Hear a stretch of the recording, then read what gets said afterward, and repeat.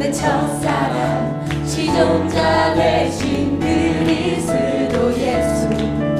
자, 예수 나의 첫사랑 되시네. 내 첫사랑 시종자 되신 그리스도 예수. 찬양하리 보좌 앞에 나의 삶 향기로운 제사로 주께 드려지길 원하네. 오직 주만 바라보며 나의 삶을 드리네. 다른 길을 찾지 않으리. 나의 온전한 열정과 나의 찬양 되시네. 주의 길을 따라가리라. 예수 나의 첫사랑 되시네. 내 첫사랑 지존자 되신 그리스도 예수. 한 번 더 고백할까요? 예수 나의 첫사랑 되시네. 내 첫사랑 지존자 되신 그리스도 예수. 찬양 보좌 앞에 나의 삶 향기로운 제사로 주께 드려지길 원하네. 오직 주만 바라보며 나의 삶을 드리네. 다른 길을 찾지 않으리. 나의 온전한 열정과 나의 찬양 되시네. 주의 길을 따라가리라. 보좌 앞에 나의 삶이 향기로운 제사로 주께 드려지길. 이 시간 주님의 보좌 앞에 나가기를 소망합니다. 보좌 앞에 나의 삶이 향기로운 제사로 주께 드려지길 원하네. 다시 한번 우리 보좌 앞에 나의 삶 향기로운 제사로 주께 드려지길 원하네. 오직 주만 바라보며 나의 삶을 드리네. 다른 길은 찾지 않으리. 나의 온전한 열정과 나의 찬양 되시네. 주의 길을 따라가리라. 오직 주만 바라보며 나의 삶을 드리네. 다른 길은 찾지 않으리. 나의 온전한 열정과 나의 찬양 되시네. 주의 길을 따라가리라. 오직 주님만 바라보기 원합니다. 할렐루야. 우리 함께 하시는 주님께 우리 감사와 영광을 올려드리기 원합니다.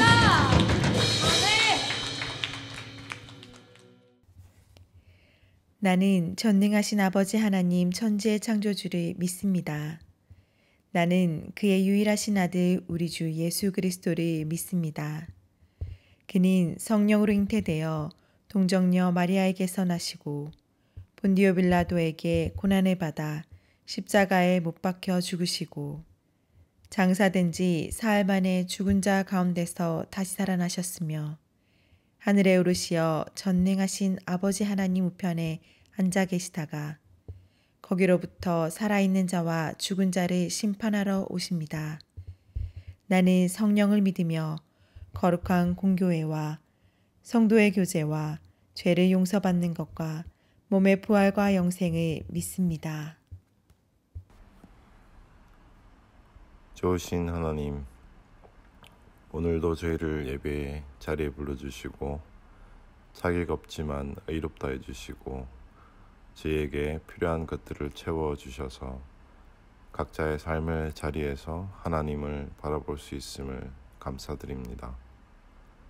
코비드19로 우리는 우리를 둘러싼 많은 것을 다시 보게 됩니다. 앞도 뒤도 돌아보지 아니하고 그저 열심히 최선을 다해 사는 것이 최고라고 믿어왔습니다. 그러나 모든 것이 멈춰선 지금 삶은 속도가 아니라 방향이라는 평범한 진실을 깨닫게 됩니다. 분주하고 여유 없던 우리 신앙생활을 돌아보게 하시고 목숨을 걸고 지켜야 할 것이 무엇인가를 묵상하게 하시고 또 그렇게 살기 위해 내려놓아야 할 것들이 무엇인가를 깨닫게 해 주시옵소서.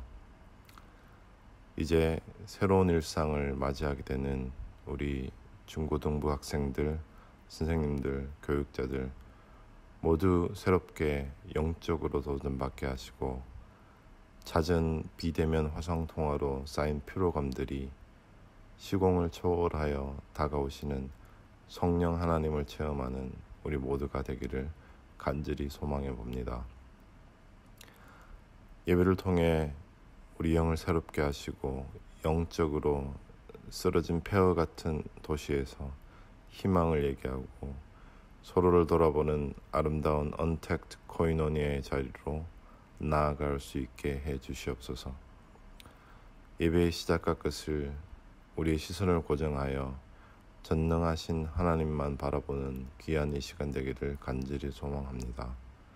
우리의 기도를 들으시고 상한 갈대를 꺾지 아니하시고 꺼져가는 등불을 끄지 아니하시는 사랑의 주님으로 주님 이름으로 기도합니다. 아멘.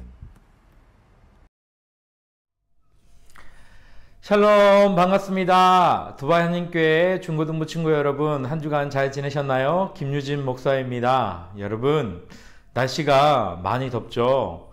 얼마 전에 이제 제재가 좀 풀려서 많이 이제 여러 군데를 돌아다닐 수 있는 환경이 되었는데, 목사님이 잠깐 여러 군데 밖을 돌아다니다 보니까 날씨가 너무 더운 거예요. 아, 정말 두바이에 여름이 왔구나 라는 생각을 하게 되었습니다. 여러분, 제재가 풀리긴 했지만 아직도 많은 곳에서는 전염이 되고 또 아픈 사람들이 많이 있는 것 같아요. 여러분, 어디에 있든지 마스크 꼭 하고 다니시고 또 건강 유념해서 하나님 앞에서 주시는 그 평안이 있기를, 여러분 삶 가운데 있기를 주님의 이름으로 축복합니다. 오늘 함께 나눌 말씀은 누가복음 19장 1절에서 10절까지의 말씀, 나도 내가 이럴 줄 몰랐어 라는 제목으로 함께 하나님의 말씀을 나눠보길 소망합니다. 여러분, 오늘 말씀은요, 여러분이 어렸을 때부터 교회를 다닌 친구들이라면 굉장히 많이 말씀을 들은 내용일 거예요. 뭐냐면 바로 지금 성경에는 돌무화과 나무라고 나오지만 예전에는 뽕나무 위에 올라간 삭개오 이야기예요. 여러분, 이 삭개오 이야기는 우리가 굉장히 어렸을 때부터 많이 듣고, 아, 하나님이 사람들이 미워하는 사람일지라도 그 사람을 구원하시길 원하시는구나 라는 그 하나님의 사랑을 깨달을 수 있는 이야기이기도 합니다. 목사님은요, 오늘 그 이야기를 더해서 지난주와 같이 복음의 편견에 대해서 계속해서 이야기를 좀 해보려고 해요. 오늘 말씀을 우리가 좀 더 깊게 들여다보면 두 명의 주인공 그리고 한 부류의 사람이 나옵니다. 두 명의 주인공은 우리가 잘 알고 있는 예수님과 삭개오고요. 또 한 부류의 사람들은 뭐냐면 바로 예수님을 보려고 쫓아다니는 가난하고 병든 사람들이었어요. 어느 날 이 삭개오가 머물고 있는 여리고에 예수님이 오신다는 소식이 들렸습니다. 삭개오는 평소에 자기가 지은 죄들이 너무 많았기 때문에 예수님 앞에 직접 다가갈 수는 없고, 그런데 예수님을 한번 만나고 싶기는 했어요. 그래서 어떻게 했습니까? 맞아요. 돌무화과 나무 위에 올라가서 예수님을 보기로 합니다. 이 삭개오에게는 굉장히 큰 핸디캡이 하나 있었죠. 맞아요. 그것은 바로 키가 너무 작아서 사람들 머리 위로 올라가지 않으면 볼 수 없는 핸디캡이었어요. 아마 삭개오가 돌무화과 나무 위에 올라가기 전에 사람들 틈을 비집고 가려고 하지 않았을까요? 어떻게든 예수님을 좀 보려고 했을 거예요. 그런데 사람들은 그 예수님을 보려고 하는 삭개오를 아마 길을 터주지 않았을 겁니다. 왜일까요? 삭개오는 오늘 성경 말씀에 세리장이라는 직업을 가지고 있었습니다. 여러분, 제가 세리장에 대한 직업의 특징을 몇 번 설교에서 이야기한 것 같아요. 그렇죠. 특별히 세리장은 민족의 배신자예요. 당시 이스라엘은 로마의 압제 가운데 있었는데 어떻습니까? 그 로마의 앞잡이가 되어서 사람들에게 세금을 뜯는 사람이 바로 세리였습니다. 그리고 그 중에 우두머리가 바로 세리장이었어요. 여러분, 삭개오가 살고 있는 여리고는 굉장히 큰 성이었거든요. 그 성의 세리장이라는 것은 정말 악질 중에 악질이라는 뜻이겠죠. 이 삭개오가 길을 비집고 예수님을 만나려고 하니까 다른 이스라엘 사람들이 아마 그가 미워서 오히려 더 틈을 안 내주고 얼굴로 몸으로 밀치고 그랬던 것 같아요. 그래서 어쩔 수 없이 삭개오는 그래도 예수님을 보고 싶은 마음에 돌무화과 나무 위에 올라가서 예수님이 오시는 것을 바라보게 됩니다. 여기서 놀라운 사건이 일어나게 되죠. 어떤 사건이 일어납니까? 바로 예수님이 삭개오를 만나주시는 거예요. 돌무화과 나무 위에 올라가 있는 삭개오에게 예수님은 다가가셔서 말씀하십니다. 삭개오야, 내가 오늘 너와 함께 하겠다. 내가 오늘 너의 집에 머물기 원한다 라고 이야기합니다. 여러분, 옛날에 누가 내가 당신 집에 머물기 원합니다 라는 말은 무슨 뜻이냐면 당신과 굉장히 친한 사람이 되고 싶어요 라는 뜻을 가지고 있어요. 왜 우리 친구들도 플레이데이트 하려면 누군가 친하지 않으면 안 하잖아요. 옛날에는 더한 거예요.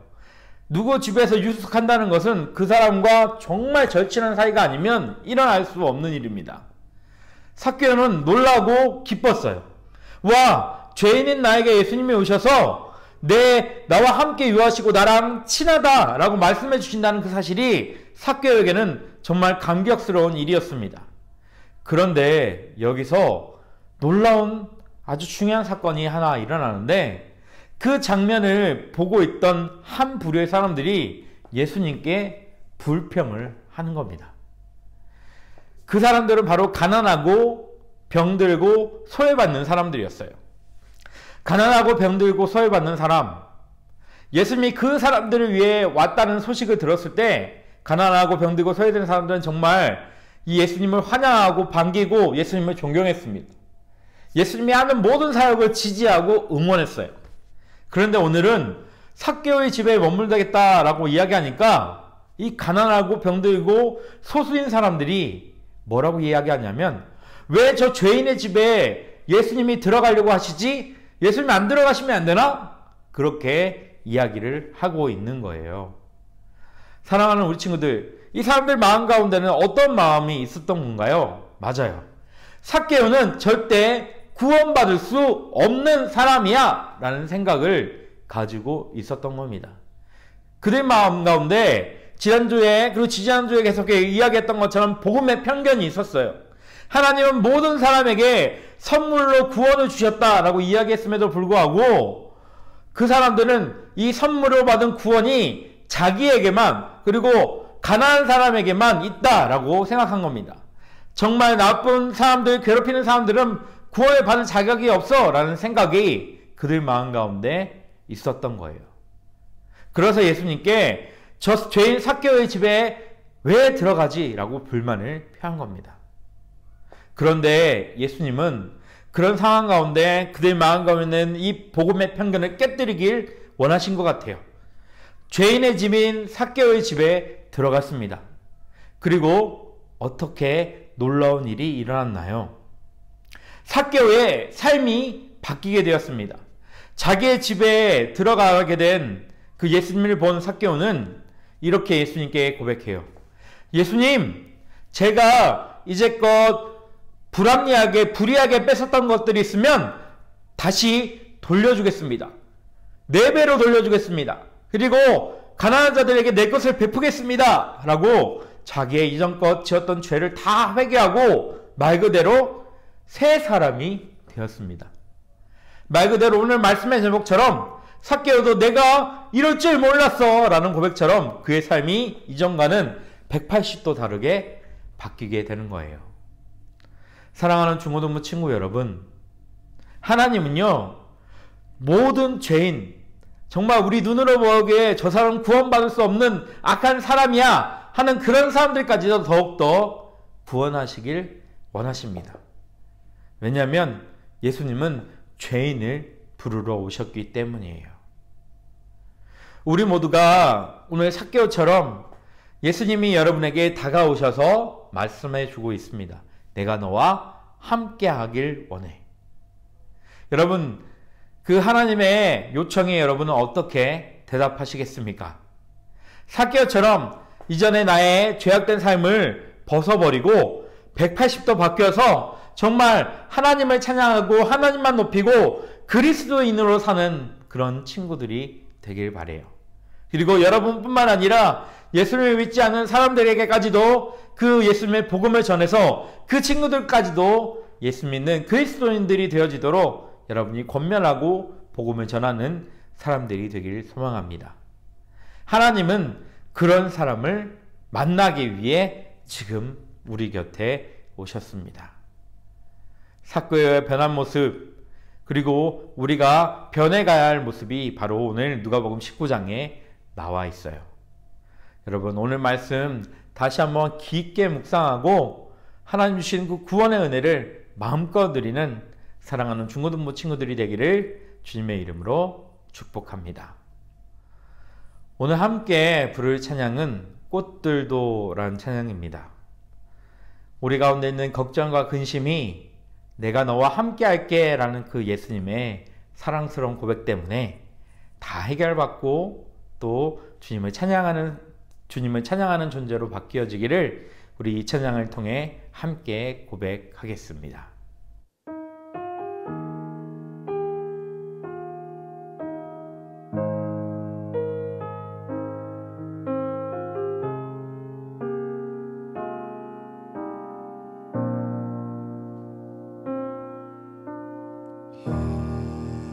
이곳에 생명샘 솟아나 눈물 골짝 지나갈 때에 머잖아 열매 맺히고 웃음소리 넘쳐나리라.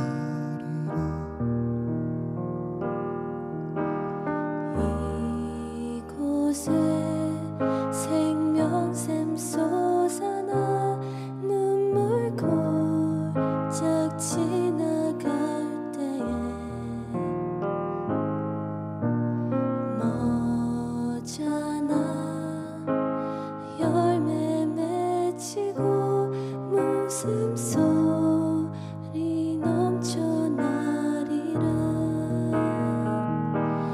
꽃들도 구름도 바람도 넓은 바다도 찬양하라 찬양하라 예수를. 하늘을 울리며 노래해 나의 영혼아. 은혜의 주 은혜의 주 은혜의 주.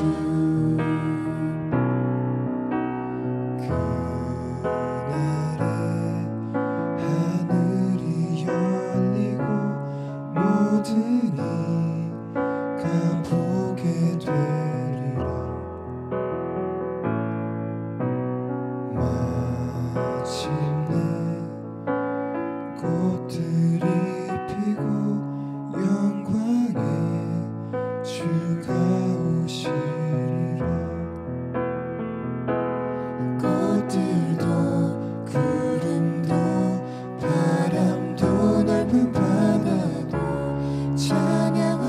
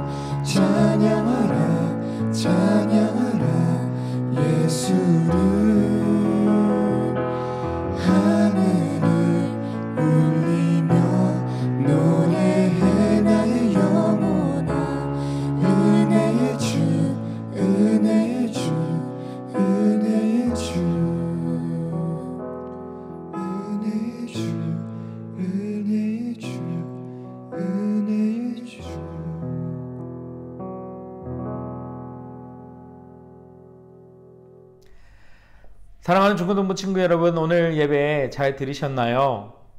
오늘 말씀처럼 예수님의 초청에 변화된 삶으로 고백하는 우리 중고등부 친구들이 되기를 주님의 이름으로 축복합니다. 목사님이 축도하고 예배를 마치도록 하겠습니다.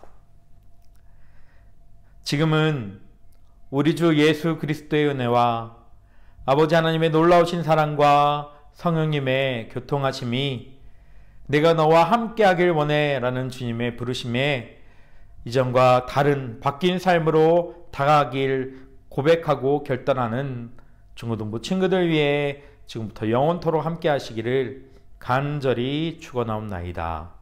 아멘.